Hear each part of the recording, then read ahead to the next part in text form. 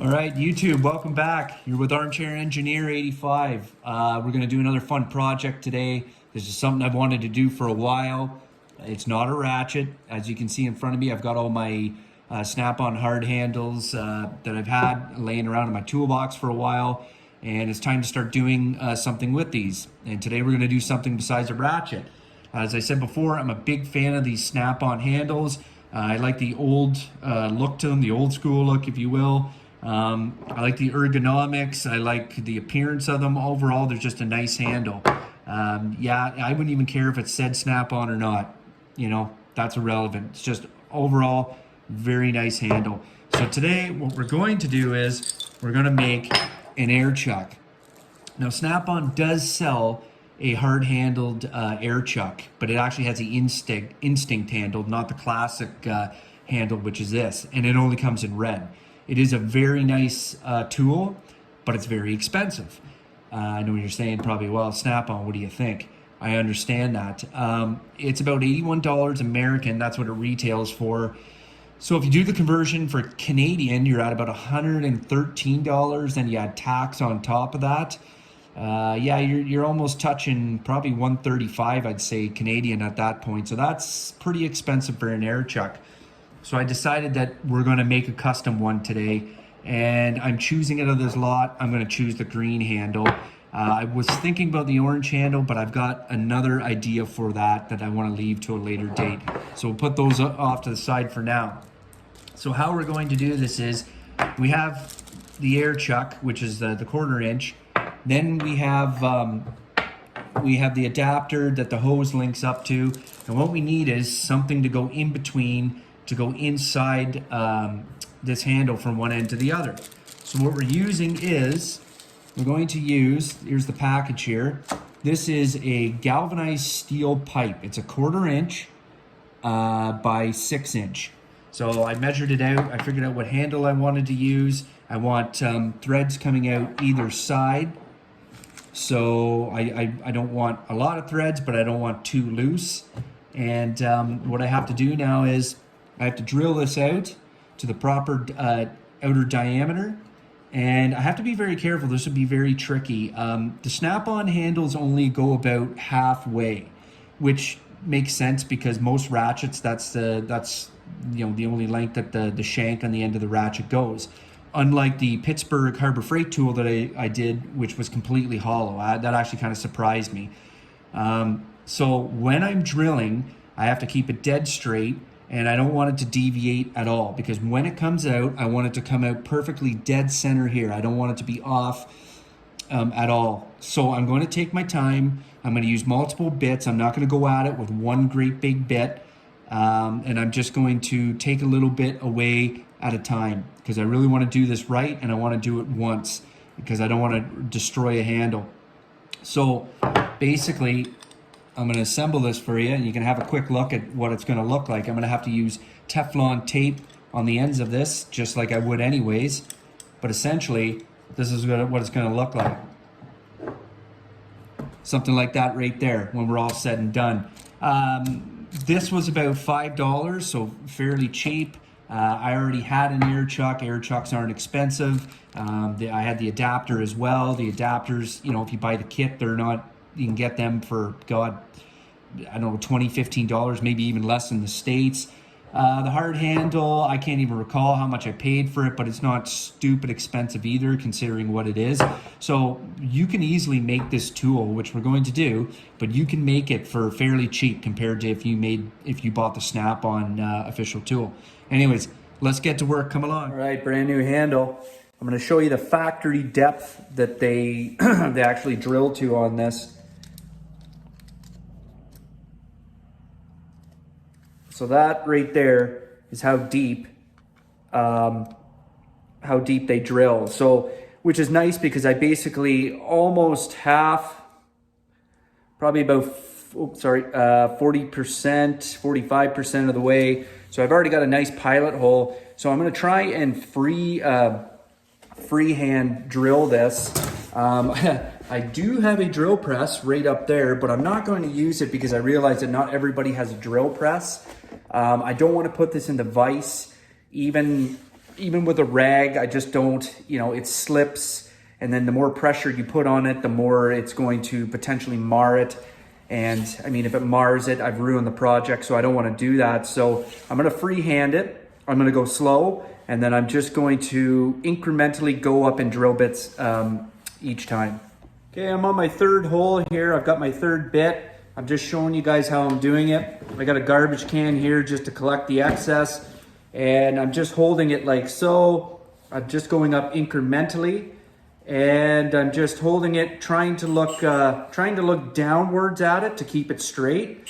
And you just go slow. That's all you do. Nothing to it. And I just periodically, I'll pull it out, I'll back it off just to get rid of the excess.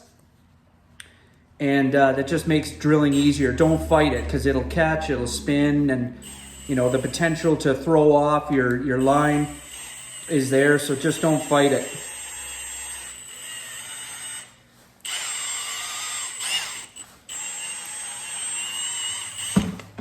There we go. Keep going.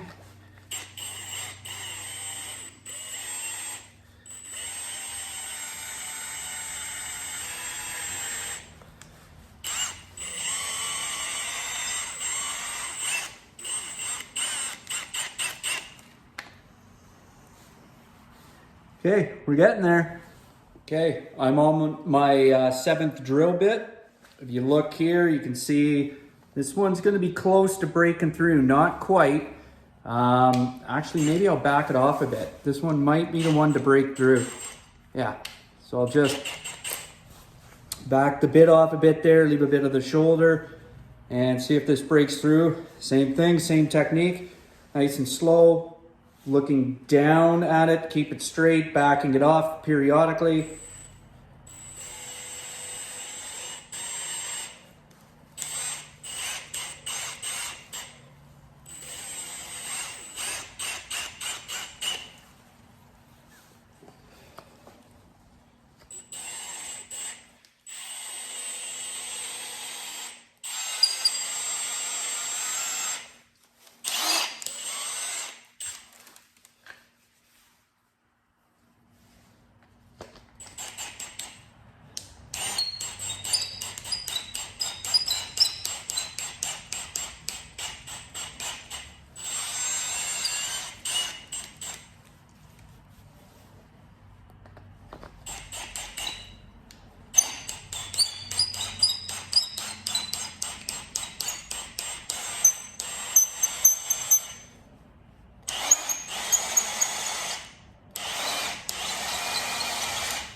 Ooh, a little spicy on that one.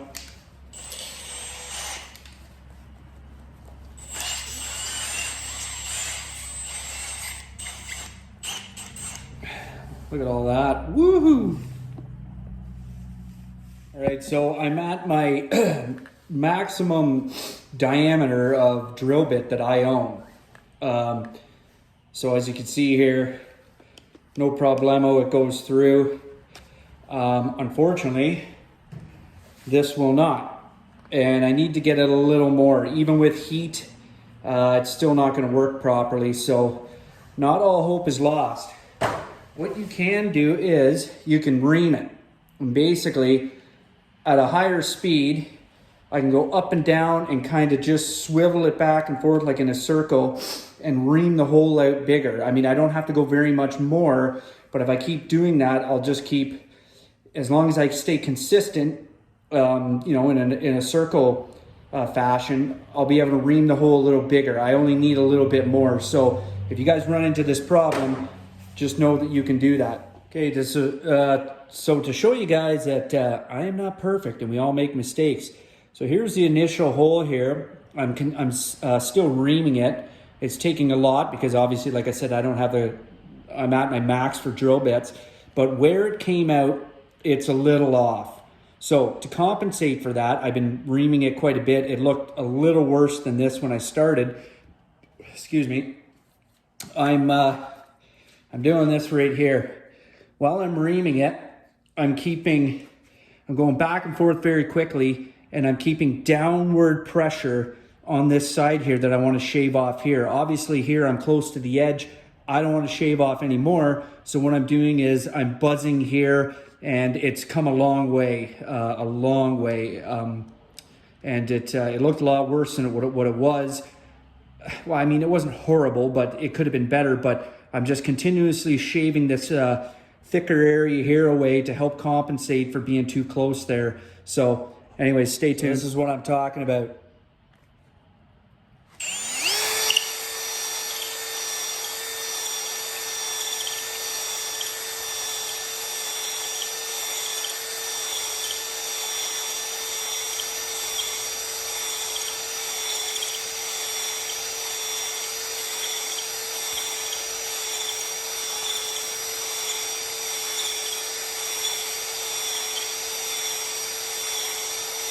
Okay, fresh out the pot.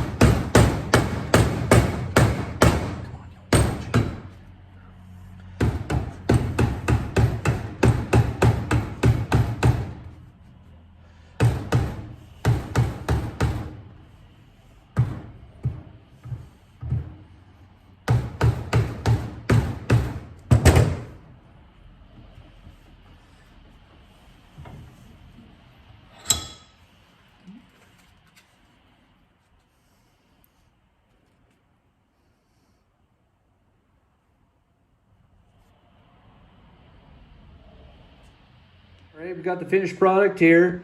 I haven't put any Teflon tape on it on either end, but one thing I wanted to point out was when I was hitting the handle onto the shaft, what I used was a rubber slash plastic tip handle. The reason for that is plastic on plastic. You're not going to mushroom. You're not going to mar the end. You don't want to use brass. You don't want to use metal. I don't want to do anything excessive that would damage the handle. The whole point of this is to have a tool that looks factory. So I just wanted to point that out in case nobody noticed it. One thing I wanted to note about this design compared to the Snap-on design is it's what I would call, I suppose, modular. If this ever gets damaged, your air chuck here, you can unscrew it from here and add a new one here. Where the other, the factory Snap-on, although beautiful, it is straight through. Now, Snap-on, I don't know what their warranty's like on it, if there's a certain amount of years or whatnot. Not all Snap-on tools have warranties. A lot of people don't know that. But this right here, you can change it. You can change this end out. You can change this end out, and you're good to go.